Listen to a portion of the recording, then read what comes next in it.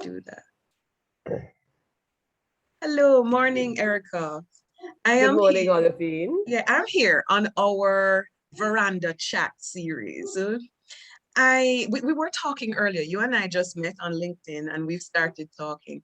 And one of the things that we're agreed on is that here in the Caribbean, we actually know what we need to do to solve our problems, but it's just that we're not getting that out to the people who need to know. You're a consultant working in Trinidad and Tobago. We're here in Jamaica. We're putting students out there. We're claiming that our students are Caribbean ready. But the truth is, we're not sure of that. So one of the things I wanted to know from you is, as a person working with organizations in Trinidad and Tobago, what are the problems that you're seeing there? And what are the things that you think that the HRD students here in Jamaica ought to know if they hope to help the people in Trinidad, but certainly on a more regional basis? So good morning again, and thank you. Thank you for this opportunity. As I was saying before, I've been consultant since 2001. So I think I bring a different perspective to what people see as HRD or HRM in organizations, because I do short courses with persons who are in the workspace and who come from a range of industries, and also with some students, young persons who are still trying to find their feet in the world of work. So they come and they do this 10-week short course to get a sense of what HRM is all about. Okay. So I get different information, I think, as to probably what would come through, say, a classroom where they're only students.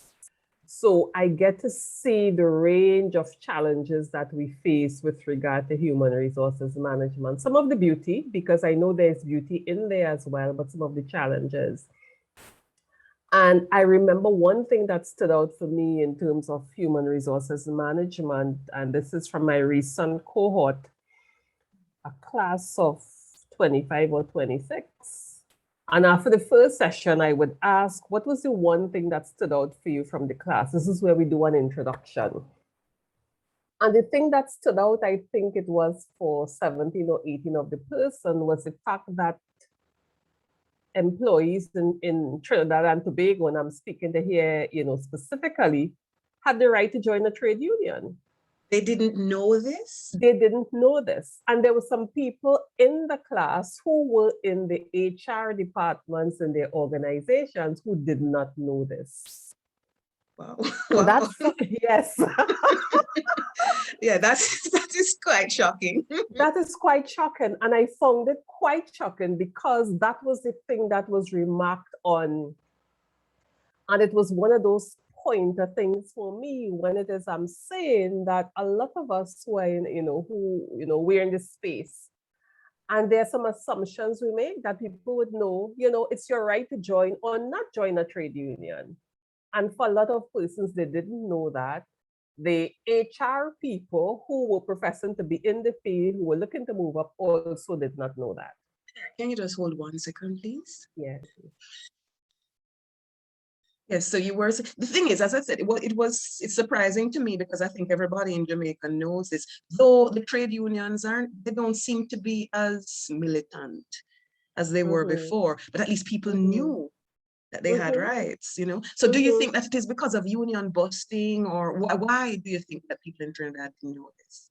Well, I'm speaking to this, and this is what a group of 25 or so. So, in this thing, I'm saying probably we don't speak about some of the things we should be talking about. Okay. Because I think we make the assumption that people will know it kind of links back to rights. Like, how many of us really know the rights we have as people in this space? So that if somebody were infringing on your right, would you be able to say, well, you're infringing? And I think that is a lot of times, that is where the education is not happening. Okay. And therefore, what I hear coming through a lot with these short courses over the years is the kind of fear people have to speak up. Because again, they're not sure about, they're not comfortable with, so they know something is not right, because we know intuitively. but you know, they don't feel that they could speak up because there's this fear around their jobs. Yes. And again, depending on the business that they're in, you know, because one of the challenges I'm hearing coming through with this particular cohort is the number of private small business owners, and they're small in terms of the numbers, but not small in terms of their capacity, in terms of their earnings. Yes. But there seemed to be a threatening, and I call it a threatening way of doing business with engaging with people in organizations, so that people are afraid to speak up about the things which they know, you know, those things are not right. They also seem to be afraid to speak up to say, you know, like, I can't do this, or I'm not prepared to do this, you know, set some of those boundaries. And therefore, I wonder about the education that's happening. And this is not just in terms of university or thing. It's about the overall education. Are we giving people the skills, the strength, the helping them to develop the confidence and the courage to do what is required for themselves and for our organizations? Yes, yes. Because I think if we're not doing that, we are going to be seeing some of the problems we continue to see in our organizations. You know, so you're saying that you're saying that what we need to be teaching is beyond the curriculum. It's beyond the curriculum. Yes. It is beyond the curriculum, because I mean, and sometimes, you know, you see it at all levels, because I've had people in the classes too who might have a postgrad degree or first degree. And for me, what is missing is that confidence, that courage, that thing that would allow you to step out, to do something different, to call something out if you're seeing it, not disrespectfully, but to say, you know what, I want to make this space a better space. And that's the way in which I'm coming at it, rather than just going along and saying, well, this is how the system is.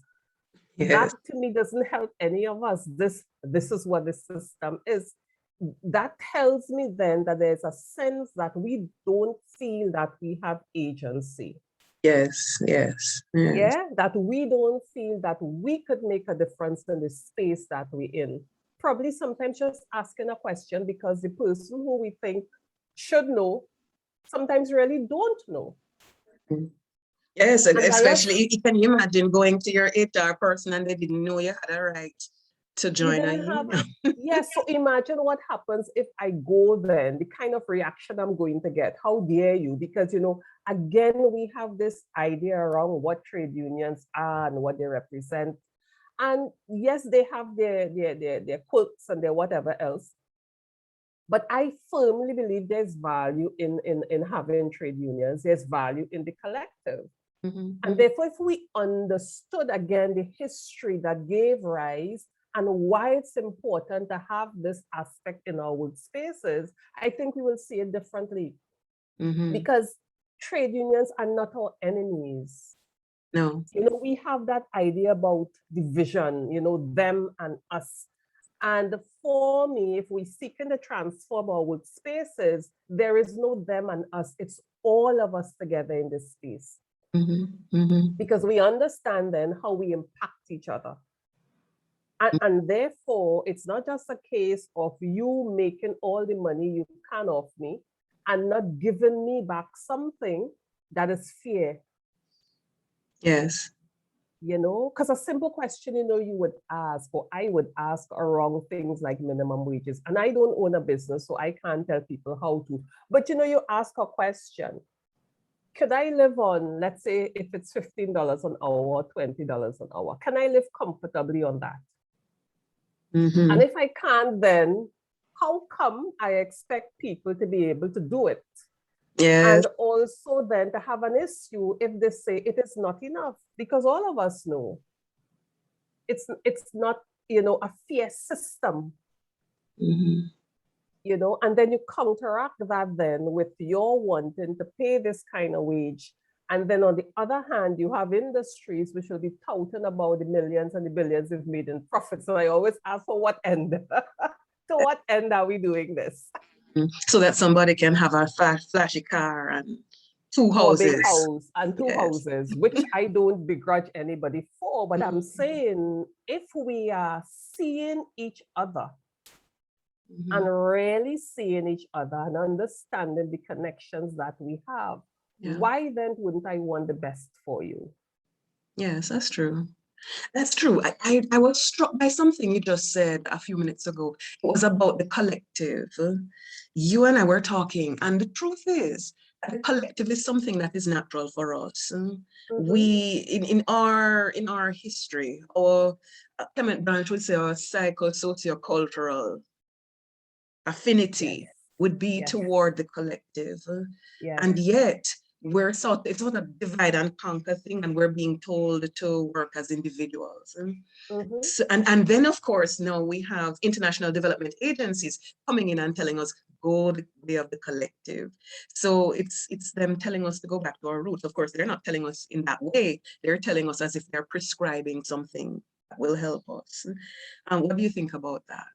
And also for me, it is what I call the dishonesty of bringing something that we know is ours, repackaging it, and Mhm. bringing it back to us. And again, in there, we allowing that, Yes. because again, it comes back to our history.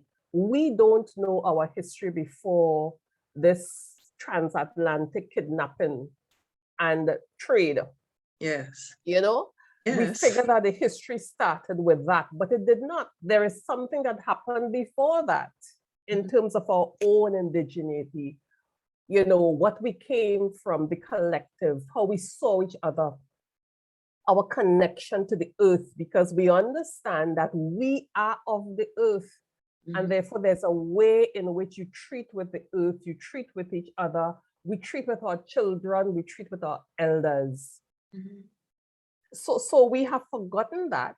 We have, And yeah. we have taken on that colonial, or what I call the colonial imperialist model, that it's about separation, it's about you and them, it's about there not being enough for all of us. Mhm. Yeah, when we know that is not the case intuitively. And so we've taken that on. And for me, what is troubling is that in 2021 in the Caribbean, and I want to say the Caribbean, we have people who are upholding those things even more than the ones who would have done it before. Mhm. And then again, I come back to the education that we have been given. Is it really an education? Because we know the education, it seems, has been given to us to help us to continue the system that is abusing us and Mhm. continue to abuse us. We're maintaining that wholeheartedly. Okay. I'm not thinking, I think that, you know what, we all have challenges with this thing. What's preventing us from saying, let's create a different way? Let's try something. And if it doesn't work, we know there is learning in the trying. We can then adjust, we can then change, we can then do things differently. And so it's problematic in that sense that we continue to uphold those things. And then, as you say, in these foreign agencies who, again, really don't have our interests at heart, I would dare to say fully. I would They agree come with and that. I would agree with that. they come and they give us back our thing as if it's something new. Mhm. And we take it on. Oh my God, they're now saying this is a new trend. It is not a new trend. Mhm. It is what we know, and I'm raising this because I think I was started doing one of those online courses with MIT or one of those labs or something. And I remember looking at the videos, and this is just last week or the week before, and thinking about how dishonest it is in terms of what they're doing. There is no mention, I think, so far in terms of what I'm seeing of the spaces that they're in, that indigenous peoples were there. Mhm. And therefore, some of the things we're talking about in terms of presence and mindfulness and being one with, that's not new. That's what indigenous people have to, that is what they live by. And therefore, again, it is this taking of this thing which is indigenous And there is no reference to that. It's as if, we have created this. And in there is the challenge, because there is nothing new. We all taken from something. And therefore, part of the thing as we take from is to acknowledge what went before. Acknowledge the grounds, the shoulders on which we're standing, and not behave as if this is a new thing I'm bringing for you. So, all right, great. So then you've had ideas, I'm hoping, on what a Caribbean HRD should be. What do you think that we ought to be doing that is ours to help our organizations survive and thrive? Because unfortunately, a lot of our organizations actually don't survive the founders. So how are we going to make HR in the Caribbean? I don't want to say Caribbean HR yet, but HR in the Caribbean help Caribbean organizations to thrive. That would be a Caribbean HR. But how would you typify that? What would you hope to see? Because as I said, we are here at the university educating generations of HR practitioners to go out there. What do you want us to be telling them? What do they go out there and do? I would want to tell them to begin to look internally at what we have, because I think a lot of the things we're still teaching are things which come out of North America and Europe. And again, it comes back to that foundational thing where we seem to feel that we don't have our own philosophies for living, our own values, our own way of doing. And I would want to encourage them that even as they learn these external things, let's begin to look at what we have internally. This is in our countries, in our communities. Let's talk with our elders because they have a wisdom that they could share, that we could then bring into our organizations. Because part of the thing I think is we have to stop seeing things in silos. That if I am in a particular way in my society, or in my space, I'm not going to come into your organization and be different. If I am, there's a problem. Yeah. So we have to see the whole, the system, and in there, look at what we do. Look at the things that bring value to us. So a simple thing for me would be bring some, what we call some cocoa tea into your office. Light up the pot, on the stove and boil up this thing, which is so nutritious for us. Have a pot of lemongrass tea bubbling on the side, or some ginger tea or something. For me, that is transforming our spaces and helping our young people to see that, what we have is valuable, and we can bring that into the workspace. So the bush tea is now part of the culture of the workspace. It is not something that is exoticized and comes back to us in a nice little tea bag, It's bubbling on the stove in the office, so you could smell it. It's there. It's there. It's creating the wellness that we want to have in our organizations. And that is one of the things I would want to say, that, we go back, we begin to look deeper. We begin to understand the societies or the experiences that shape us. Yeah, what brought us here? How have those things impacted us? How are we continuing to live out this experience by our automatic behaviors? How do I check myself when I realize that, hey, my tone sounding kind of off here, or I'm speaking to this cleaner or this lady who's helping with the tea in a particular tone, and therefore I need to look at that because we're connected. And therefore that is the sense I think, we bring to our workspaces. So in a real way, individually, we are transforming, and in that way, transforming the spaces that we're in. Okay. But being brave enough to do those things, to own them and to do them.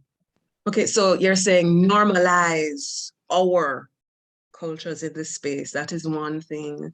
And the second thing that you said was that we have to transform We have to ourselves so that transform ourselves. we begin to break down some of the barriers in the organization. There was a thing Yes. about inviting everybody to the table and then thinking that not everybody has table manners. But the truth is that in some cultures, eating with your hands is quite, it's table manners. So we have to redefine. No, what I'm saying, we have to redefine what table manners is so that we really do invite everybody to the table because everybody has something to contribute, you know? Yeah. And Yes. one of the things I talk about too is this, and we all have it in the Caribbean, the middle class respectability. Uh, So, yes, it's not going to look good. But as you said, eating with your hands, the food is sweeter. There is a connection that happens between the food and you when you use your fingers as against using an instrument. Mhm. And part of the thing is us speaking about those things. What would that would do for us? Eating on a leaf as against eating on a plate with knife and fork. There's a difference. Yeah, the way you would mix it up and put it in, there's a connection there. There's an owning there. There's a heartwarming something there that we need to talk about, which is us. So you're saying And again, it's about, put the human back into human resource development and human yeah, resources management. management, and not ask people to be what I call, schizophrenic. So in the workplace, I'm something, but outside, I'm something else. That's creating challenge for us. How do we bring ourselves to this space? Okay. How do we value each other, value ourselves, value our jobs, value what it is we're doing, recognizing that we all have something to contribute? And we value that as against, well, the high level, the low level, this one, that one, Yes. I mean, I can't quote any statistics now, but you remember the Hofstede, the social Yes, distancing thing, and the social power distance distancing. thing. Yeah. Well, yeah. Well, Because there's that so is. much, I think there's so much for us to learn, I want to say, but also to own as Caribbean people, looking at ourselves and valuing what we have, because we have so much. And therefore, we don't always need to look from outside for somebody to tell us what is good for us, because we know we have the resources. The thing is though, all right, you're from Trinidad and I'm thinking about it. We do in our HRD unit, we do some psychometric testing as well. And one of the things that I've learned about Trinidad is that you really do have a problem with race. And I mean, that is not a thing. Well, we have issues with shadism in Jamaica and, light-skinned Jamaicans, dark-skinned Jamaicans, that sort of thing. But I don't know that race is such the problem that it is in other territories. Because you have sizable East Indian populations, you and Ghana, we don't have, our population is not as sizable and that sort of thing. So the truth is that we do have, we have a golden opportunity to be showing the world how to do things. We're squandering those opportunities because, as I said, we should be a bastion of how people can live together culturally and have no problems. But we're not. We're not. We know, and So for me, part of the shadism thing that you're talking about is no different from the racial, is no different from the I know, racial I thing. know, I Because know, it's I all know, about othering and all about I saying know, who should, I know. And and we're now it's, developing some other, and the thing is, the bifurcation is really coming up in the society because right now we're bifurcating over who is vaccinated and who is not vaccinated against COVID. We bifurcate against a lot of things. They're what people's other identities, somebody is gay, somebody is straight, somebody is bi, somebody's, so there's always some move. It's as if it's something ingrained in us, not to move together, but to move apart. And you sort of ask yourself, where did that come from? Because we're saying yes. that I would think, I would have said that it is a fight over scarce resources, but you're saying that the resources are not so scarce. They're not scarce. There's You enough know? for all of us. That's something I hold to. There's enough for all of us. And again, as you're talking about those divisions, and it's not to make indigeneity, as if it were perfect, because it's not. There were challenges there too. But I think back to some indigenous cultures where you would have like 6 genders. So this whole idea of the binary is something I think mhm. which has also been given to us, this that, is either male or female. And when we look into nature, there's so much blending and mixing. And therefore, why do we continue to hold on to this thing about anti this and anti the other when we know, or we should know in other parts of the world where we've come from, there are a range of genders. But as you It's not say, just then male, female. it's a problem with our education system then, and it does not begin at the university level.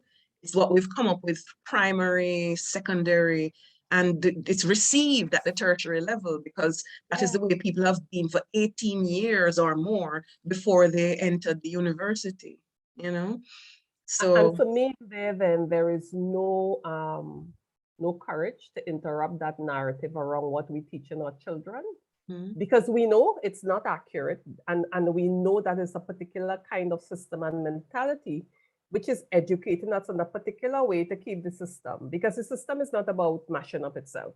And therefore, for us to win the space in terms of human resources management or the profession, the question is then, how do I interrupt this narrative? And interrupt it not necessarily to break down the system because the system wants to continue, but how do I create something new in this space? And not repeat some of the behaviors that are not helping any of us. And that's one of the dangers we have to look at, that we don't become the thing which we don't like. It's Yes, easy to yeah. talk about the supervisor, and then you get into the role, and then you become that horrible supervisor. Okay. So Yes, it's again yes. about that awareness and that examination and about us having the courage to interrupt some of the things we should interrupt, break, mash up, whatever you want to call it. Yeah, I was thinking, just as you're saying that, I'm just thinking it takes courage, it takes confidence. Confidence was the word I was thinking about, because the university, people at the university, certainly in social sciences, are doing a lot of research. They're doing a lot of things. They've published papers that say some of the things that we're saying here. And yet, the fact is, we're still out here saying them simply because the effect, what should be the effect of their work is not being felt. You're not feeling that weight of their thoughts out there. So as I said, we're here just talking informally, and I'm putting this on Caribbean HRD TV, and I hope that it will spark some thoughts in some persons who are then going out to have influence in organizations. Some of them will be the people who are hiring people. They will hire people. They won't be afraid to hire people who are courageous. So if I show up in an interview and I'm outspoken, or they ask me, do you have any questions for us? And I ask a challenging question, they won't be afraid to hire me and go for some more meek person, who will perpetuate what they're doing. So leadership, maybe what we need from our HR people would be leadership. We need them to learn, take a message and take that message forward. It's sort of like ripples. You drop a stone and it carries out. So maybe that is what we need from our HR people. Yeah. And building your self-confidence where you're not challenged by any other idea which appears to challenge you. You recognize it's about your own learning, and it's about your being open and part of your own growth. Be open, that takes a lot of work, that takes work, and it's ongoing work, because leadership is a process, it is not a position. Yes. And I think that is something we have to speak to as well, that process of leadership, as against getting into a position thinking you're a leader and you're not. And then you spend the rest of your time keeping other people down, which is part of the problem, which is part of why it is we're not growing.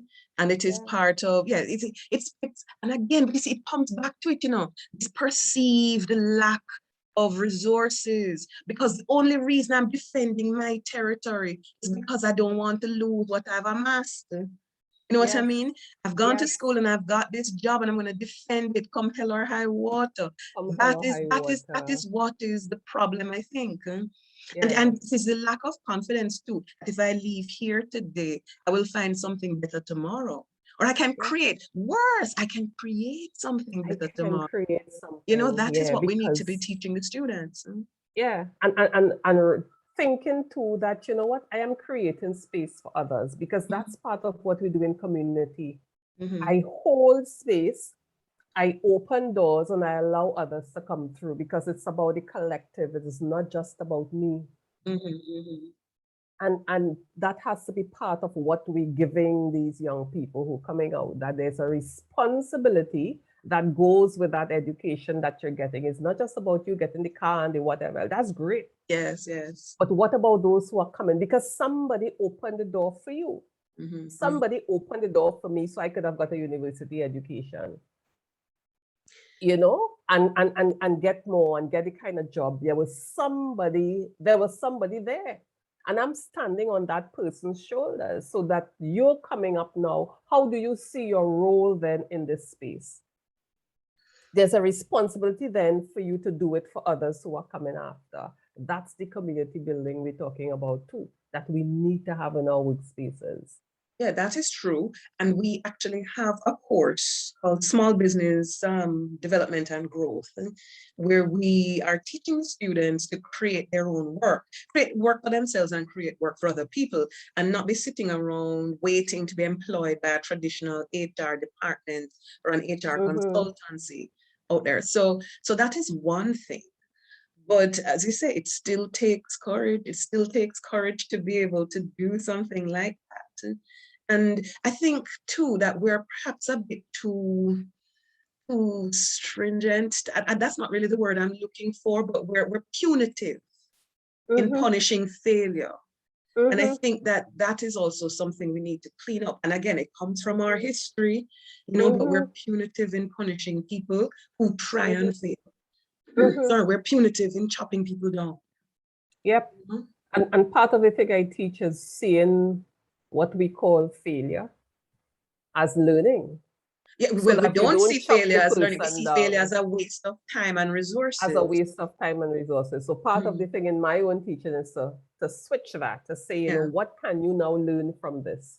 What could you have done? What are you taking with you to go into the next situation?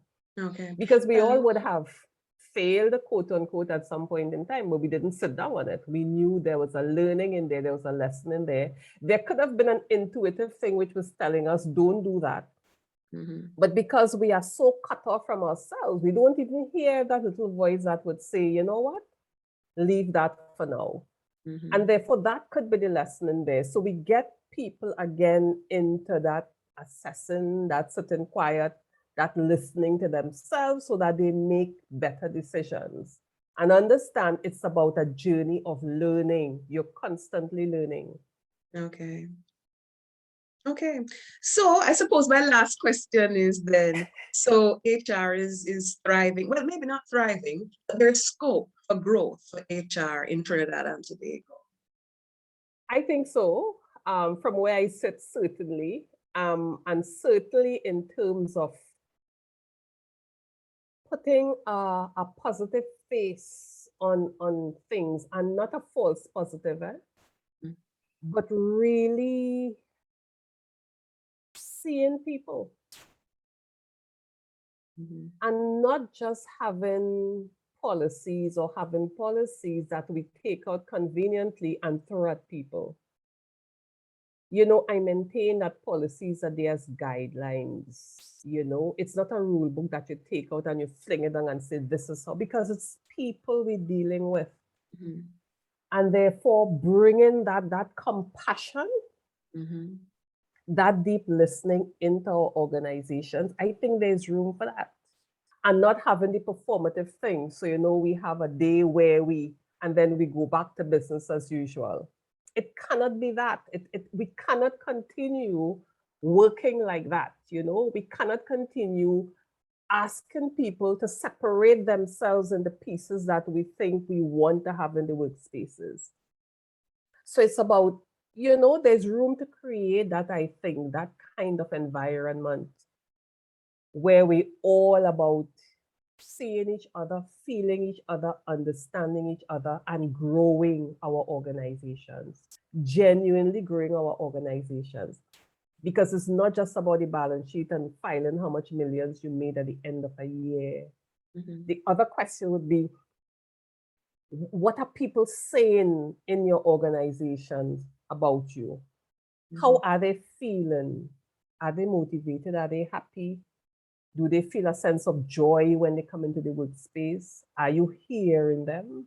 Mhm. These are some of the other things we have to look at. So I think there's room for us Mhm. to grow this profession into becoming, you know, the most brilliant profession there is. Well, yes, and I'm glad things that you're saying. I'm happy to say that I've heard these conversations going on in our classrooms here. The Yes, thing is that you still need a nurturing environment. So when a young student comes out, they need to have support, because I can yes. come out with some new ideas. I come out with ideas that I've just heard in class, and I Mm-hmm. come to the organization and I hit a wall. Mm-hmm. So they lose steam. So the student Mm-hmm. loses enthusiasm and steam after a while. What I have told some students that I've met, is make friends. So make friends so that you have alliances in other companies with the people who were in your cohort or in other cohorts and that sort of thing. But the fact is that you need an ethos for change if you want to effect Yes, change. Because yes, other than that, we're looking at a sort of destructive kind of revolution.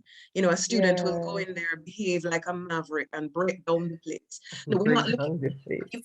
You might need that at points, because there comes a time you have to break the bone to reset it and that sort of thing. But the fact is that you can do constant change. You can do less traumatic to people, less violent change. And so maybe we need to be doing some of that. The fact is Yes, that we're not often not changing until yes. it is thrust on us. Because Orville Taylor, one of our lecturers, he said that he worked on the flexi time policy in Jamaica over a decade ago. And it is now with COVID that people are beginning to talk about that. But Mm-hmm. but given our history and what we know and how we behaved over the years, people are not welcoming of the work from home thing and all of that, because they still feel that they need to watch. The managers feel that they need to watch the employees, and the employees feel that I can skank off and don't do something because nobody's watching me.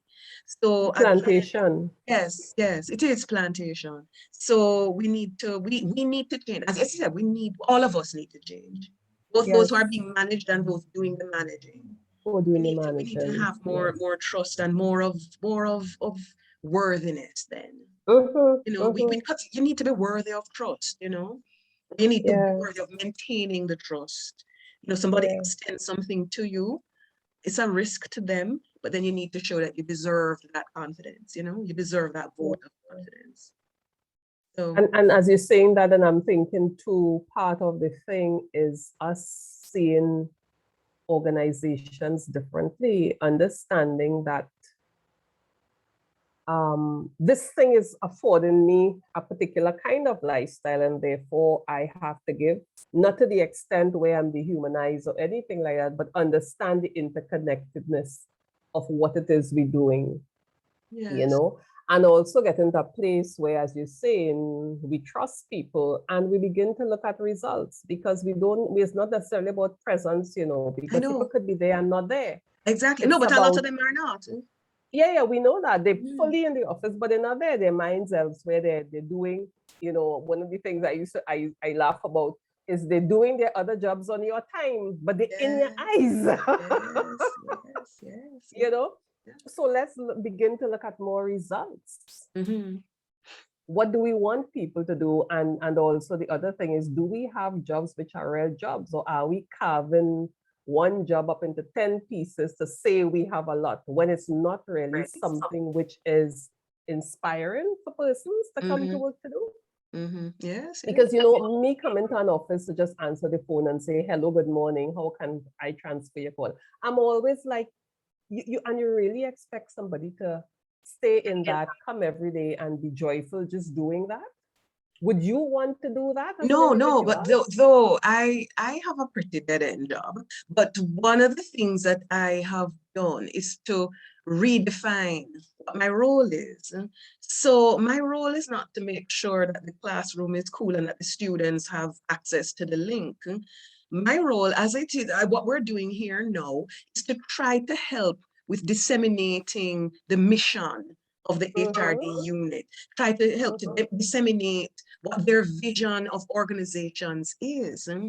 So that will then transcribe into something like having a conversation with somebody that I've met on LinkedIn, because you're not expecting me to be on LinkedIn advocating for the HRD program. There are not very many other people who are there as an organization and not as themselves, because I'm not on LinkedIn as Olivine Thomas. I'm on LinkedIn as the HRD Graduate Programs Unit.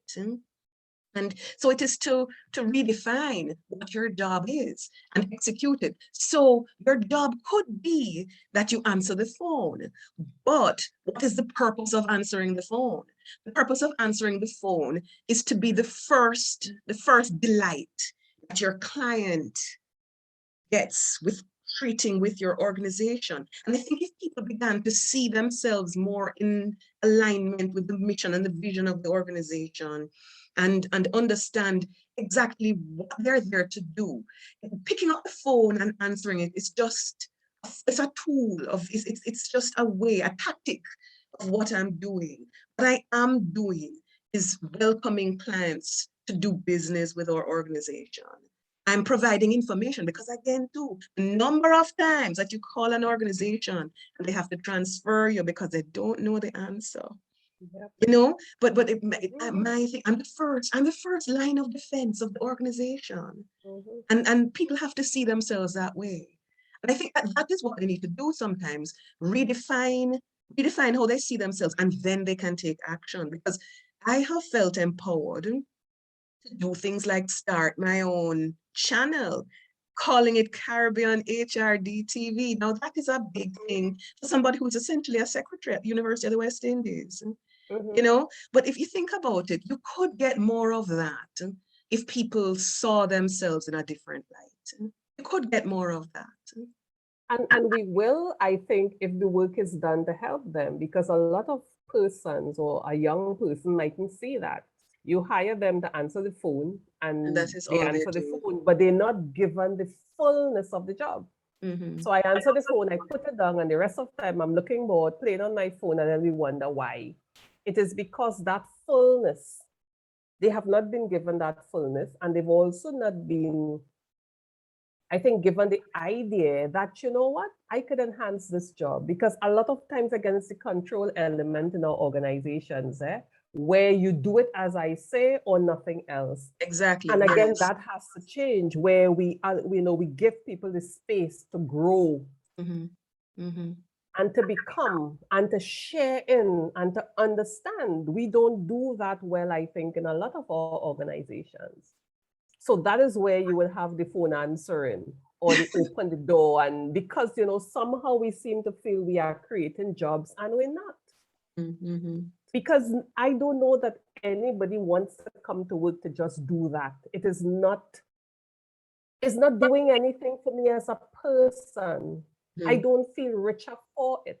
So any opportunity that I get, of course I go in, and it's not an excuse, but I would have a reason why it is, you know what, I can't take on them people today and answering that phone now. You know, because there is no fullness or richness. I don't understand how my job fits into the whole. I don't see the value. I don't share in it because, again, I'm not involved. We have this idea again about that separation. Yeah, managers make the decisions. And the others, you know, and again, it's the plantation thing we're talking about. But if we have to interrupt that, it means we all have to do our bit to interrupt that narrative. To shape the truly rich organizations we can have. Because we're rich people. You look at the culture. You look at the you know, the reggae and the dance hall and the food we have and the calypso and the, you know, the soca and the chutney. We have come from richness. Why is that not part of our organizations in terms of that richness?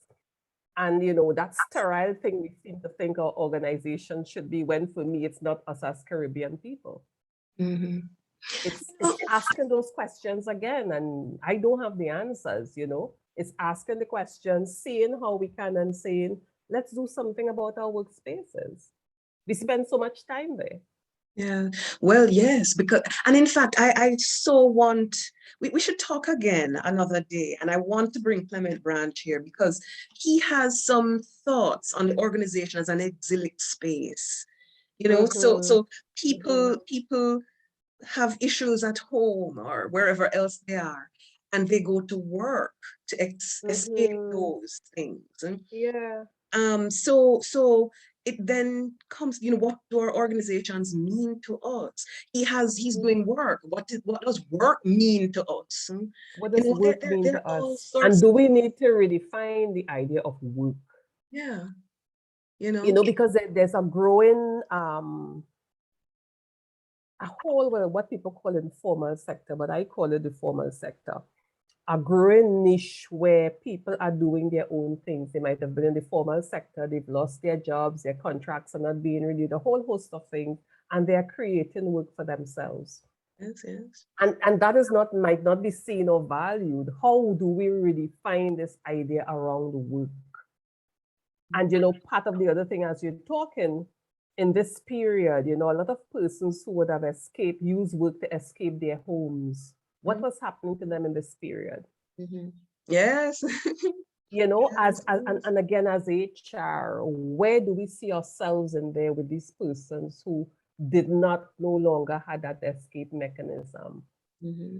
Have we heard from them? Have we embraced them? Are we talking to them? Not to mind their business, but to get a sense, because you know what? I feel you. Mm-hmm. Mm-hmm. We in this together. Where are we in there as HR? These are all some of the questions I ask. Mm-hmm. But And we could begin asking, we could continue asking yeah, as because I'm we. actually thinking that you're at least asking those questions. I don't think a lot of HR people are. I don't think a lot of them have been even thinking along those lines. Yeah. It's said, you see, there are two types of people in the organization. There's some people for whom they escape to work, and there's some they escape from work. As you say, I might Yes. be sitting at a desk and my mind is where I really want to be. Yeah. I'm doing Yeah. something else. So yeah, there those organization is an interesting place, dynamic, It's an because it is interesting made place. of all these people. Mm-hmm, mm-hmm. But yeah, we'll continue this conversation another day. I found it So fascinating. thank you. Yeah, I know it's good to share and it's good to talk about some of the things I think about. So I really appreciate the opportunity, Olivine.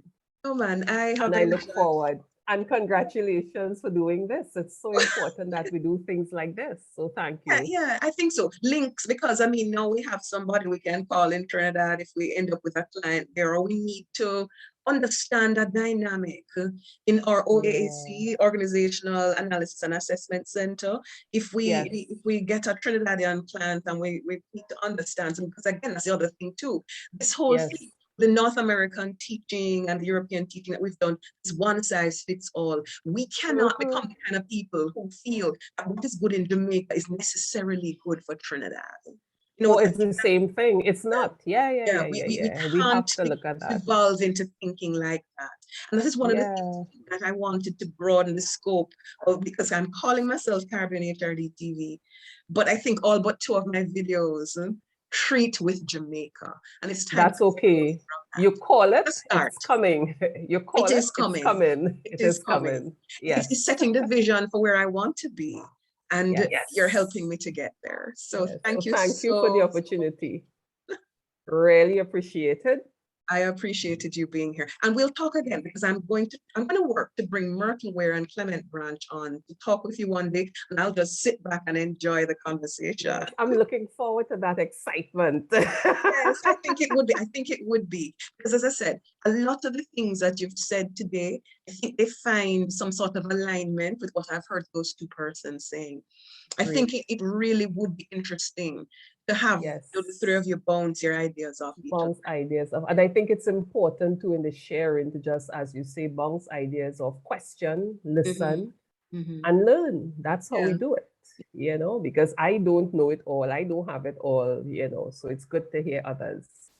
So thanks again. Appreciate Thank you it. too. Thank Have you. a wonderful day and weekend. Applause. You too. Yes, thank you. All right.